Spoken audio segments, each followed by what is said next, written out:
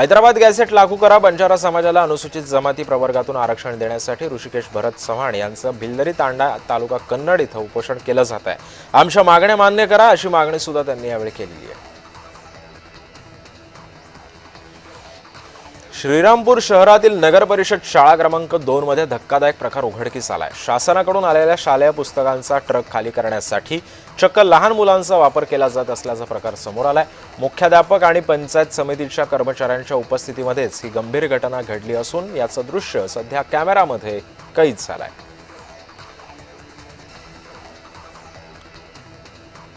आता पीयूसी नसेल तर पेट्रोल डिझेल मिळणार नाही। सरकारनं नो पीयूसी नो फ्युएल उपक्रम आता राबवणार असल्याची माहिती मिळते। प्रत्येक पेट्रोल पंपावरती या उपक्रमाची सक्तीने अंमलबजावणी करण्याचे निर्देश परिवहन मंत्री प्रताप सरनाईक यांनी दिलेत। सीसीटीव्हीच्या माध्यमातून यावरती आता देखरेख सुद्धा ठेवली जाणार आहे। पाचपावली परिसरामध्ये ई लायब्ररीच्या बांधकामामध्ये अडसर ठरत असलेल्या 188 वर्ष जुन्या वटवृक्षाच्या प्रत्यारोपणासाठी उच्च न्यायालयाकडून महापालिकेला कठोर अटींसह परवानगी देण्यात आली आहे। 3 कॅमेरे अँगलमधून छायाचित्रण करून प्रत्यारोपण करण्याची नागपूर खंडपीठानं अट सुद्धा घालण्यात आलेली आहे। मराठा आरक्षणासाठी सरकारनं मोठा निर्णय घेतलाय। मराठा आरक्षण आंदोलनामध्ये मृत्युमुखी पडलेल्यांच्या नातेवाईकांना आता 9,60,00,000 वर्ग केलेले आहेत। 96 मृतांच्या नातेवाईकांसाठी हा निधी वर्ग केला जातोय।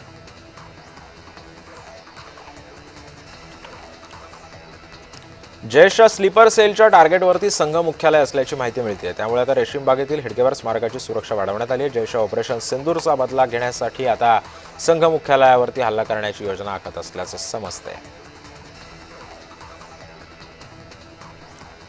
गेल्या काही दिवसांपासून नाशिक जिल्ह्यामध्ये कांद्याचे दर मोठ्या प्रमाणामध्ये घसरत आहेत। याचा कांदा उत्पादकांना आर्थिक फटका बसलाय।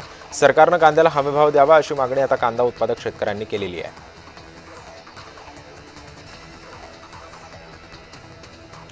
पुण्यातील भिडे पूल आजपासून सर्व प्रकारच्या वाहतुकीसाठी बंद राहणार आहे। मात्र नदीपात्रातील रस्ता वाहतुकीसाठी खुला राहणार असल्याची माहिती मिळते। मेट्रोच्या पादचारी पुलाचं काम मात्र सुरू होणार असल्याने 4 ऑक्टोबरपर्यंत पूल बंद राहणार असल्याचं सुद्धा बोललं जात आहे। मुंबई महानगरपालिकेने रस्ता काँक्रिटीकरणाचा प्रकल्प हाती घेतला। यामध्ये आता पावसाळ्यामुळे थांबलेली कामं 1 ऑक्टोबरपासून आता सुरू होणार आहेत। मात्र यावेळी महानगरपालिकेने रस्ते काँक्रिटीकरणाची माहिती देणारा डॅशबोर्ड सुद्धा तयार केलेला आहे। आपापल्या विभागातील रस्त्यांची कामांची माहिती मिळणार सुद्धा असल्याचं बोललं जातंय। दादरचा कबूतरखाना पूर्णपणे बंद झालाय। आता त्यामुळे परिसरातील कबुतरांची संख्या सुद्धा लक्षणीयरित्या कमी झालेली असल्याचं बोललं जात आहे। हायकोर्टाच्या आदेशानंतर पालिकेच्या कारवाईनंतर कबूतरखाना आता बंद करण्यात आलेला आहे।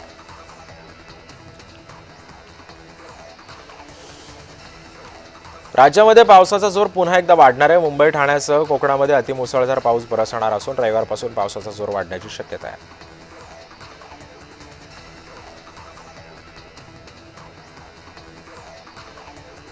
लाडक्या बहीण योजनेचा ऑगस्ट महिन्याचा हप्ता आता लवकरच खात्यामध्ये जमा होणार आहे। सामाजिक न्याय विभागाकडून 344 कोटी रुपये वर्ग करण्यात आले।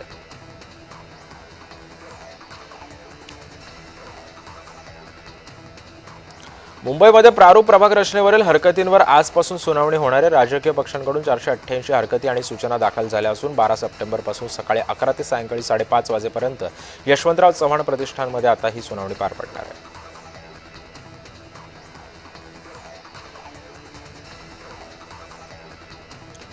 भिवंडी निजामपूर शहर महानगरपालिकेच्या प्रारूप विकास आराखड्यावरती नागरिकांकडून आता नाराजी व्यक्त केली जाते। राजीव गांधी चौक ते टेमघर मार्ग या रस्त्याच्या दोन्ही बाजूला 20-20 फूट रुंदीकरणाचा निर्णय घेण्यात आला आहे।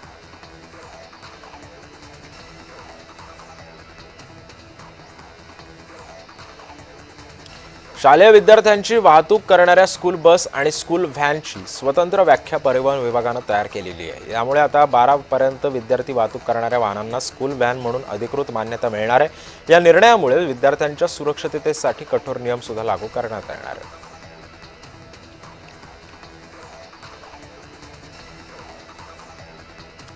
नाशिक शहरावर 2 दिवसांपासून धुक्याची दाट चादर पसरली आहे। गेल्या काही दिवसांपासून नाशिकमध्ये पावसाचं वातावरण होतं।